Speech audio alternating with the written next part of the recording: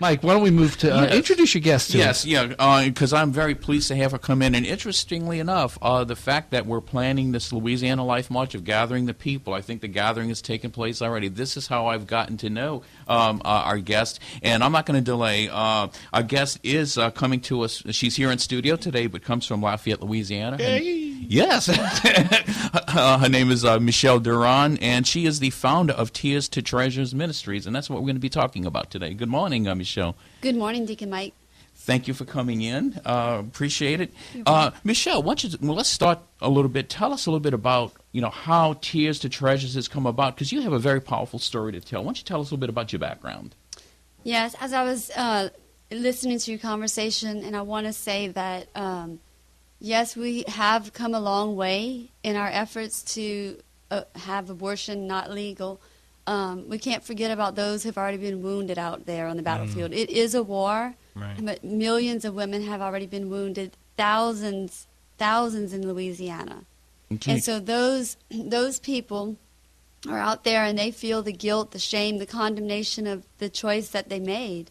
Yeah, I know, because that's something I think I find very powerful about your stories. We kind of go into it a little bit, is that abortion is presented as such a good option, and the consequences are there, and it's our mothers, our sisters, our daughters, and it's even our sons and nephews. This cuts across the genders. Both men and women suffer the consequences of abortion. Absolutely, and it affects everyone, and the fact that it's legal makes a lot of people, the majority of people, even though morally it's wrong, legally it's all right. So that helps them to make that decision, which is still a difficult decision because everyone in their heart knows it's not right.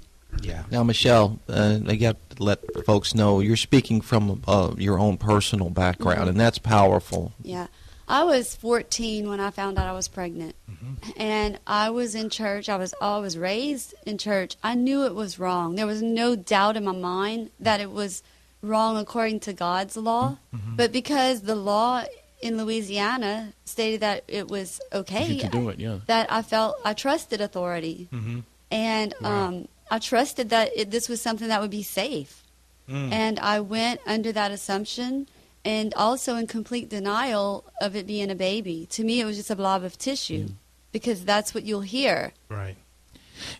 Were you counseled along that lines? Folks telling you, look, it's okay? Absolutely not. Really? No. Okay. My friends, my peers. Yeah. And that's when a teenager, a lot of the decisions they make are based on their peer pressure. And I was told lots of us have had abortions, and I look at them and they seemed fine on the outside. Now I can see them and they weren't fine, but back then as a teenager, that's all I saw.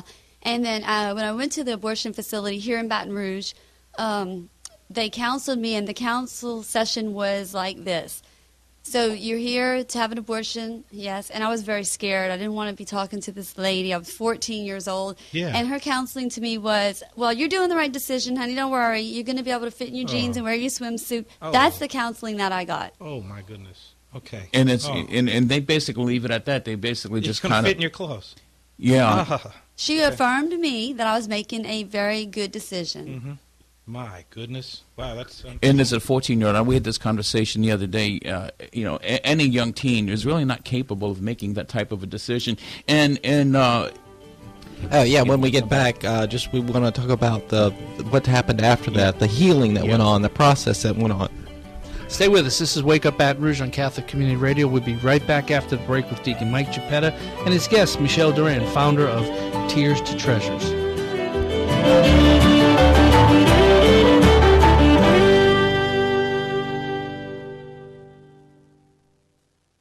And for all you at Mercy, thank you for that beautiful music. Those are I got a message yesterday from one of the teachers at Mercy, and she said, I love hearing my Mercy girls on the radio. It's a children's choir, and it's just a few of them. Just a few of them. That's just a few of them. And they are... Can you imagine the entire choir? I have. They were at last year's Christmas party. They're beautiful. They're wonderful. Awesome.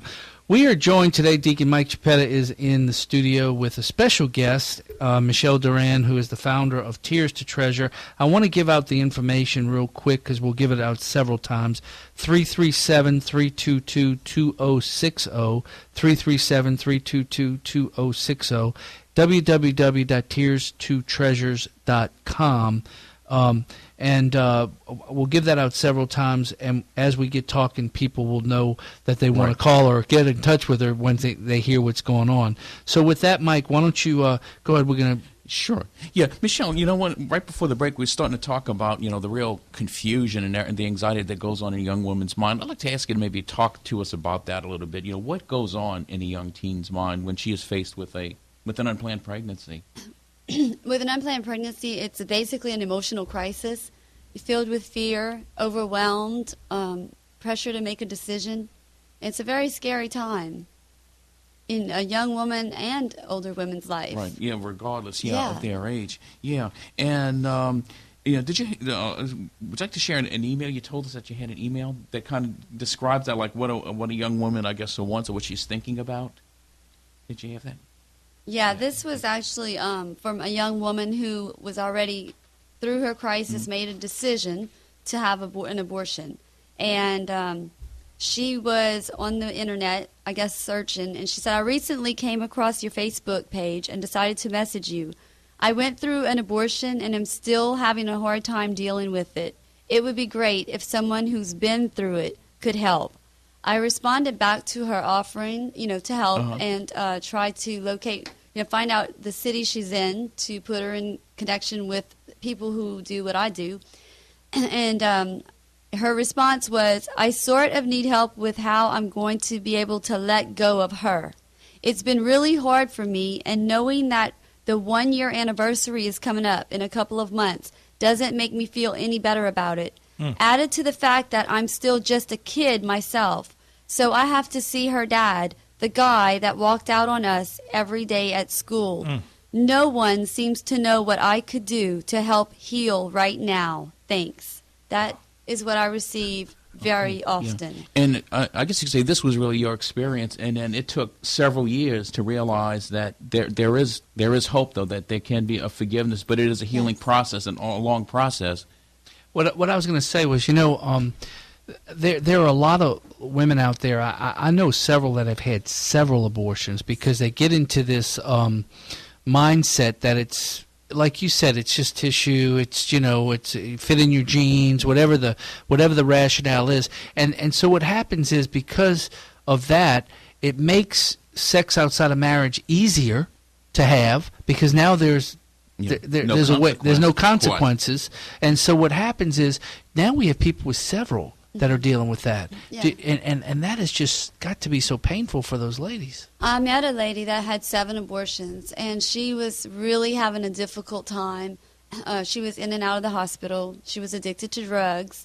She was they're in a lot of pain. They get numb after the first. She really didn't know how many she had. They just lose count. And there's many different reasons why they do it. Some do it as birth control. But, a lot of people ask me, how can someone have more than one? Well, how can someone have one? Think about that.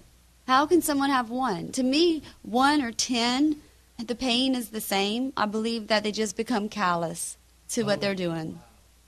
My goodness. And how did you? No, go ahead. That is why there is a need to be healed. If they become healed after the first one, they're not hurting. They're not having sex, because they might go into this relationship and try to get pregnant again to have an atonement child, like to a replacement or an atonement child. Like then that, they might feel scared. Their circumstances are still not good, so they go and have an abortion again. And tell us how faith was important to you. That obviously you have had to walk this journey, as painful as it was. How did things turn around for you? And tell us now how Tears to Treasures, is available through that now, through that experience. I did ask God to forgive me, of course, as we all should do. And God does forgive. He is a God that forgives our sins when we ask. But it wasn't enough. I suffered for 20 years. And then I started just spending time in the Lord and in the Word, and realized, and God healed me over a period of time. By then I was 35. That was 20 years later. And after I received my healing, and I knew I was healed, because this is the sign that I knew. I wanted to go on the pulpit, and speak and share. I wanted to tell people, which before I didn't want anybody to know. It was a dark, deep, hidden secret in my heart, and nobody knew. And if I even tried to talk about my abortion, I would start crying. So when I was ready to go and share it in front of everyone, I knew I was healed. And I felt in my spirit God say to me, Michelle, I want you to go and tell everyone what I have done for you, because I want to do that for them. That's wonderful. Yes. Wonderful. God is always there to forgive us, but we have to approach him for the forgiveness.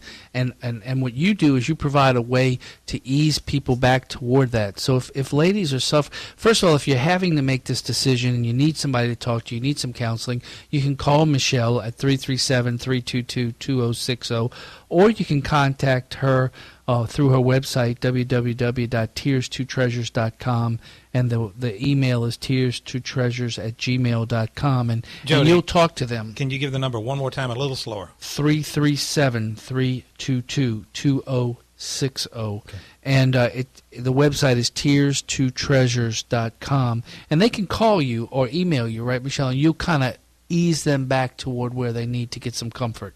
Yes, I realize it's a very difficult time emotionally for women who are considering abortion, and especially those who've had abortion. Whether it was a year ago, like this young lady who wrote to me, or whether it was 30, 40 years ago. It's never too late, I guess, to really begin that process, because it is something that you need to walk through. Oh, yeah. I've seen divorces come out of this. I've seen, mother-child relationships are destroyed because of previous abortions or abortions she had in between having her children.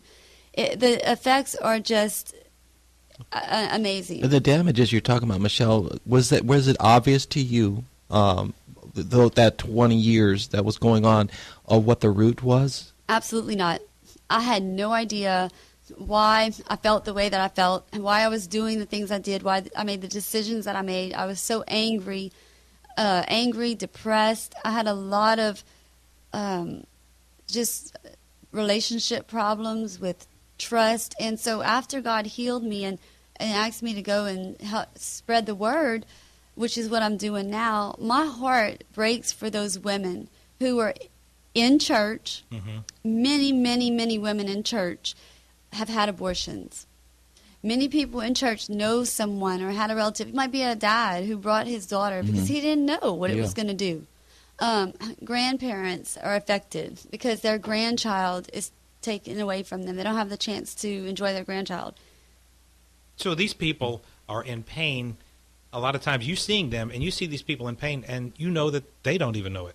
Yeah, correct? They don't know it. And when I start speaking out, I have people come to me and say, I had an abortion and nobody knows. And one day the revelation God gave me was, after you tell your secret, will they tell theirs? That's true, yeah. Oh, okay. Yeah. Yeah. It provides that inspiration for someone else to come forward.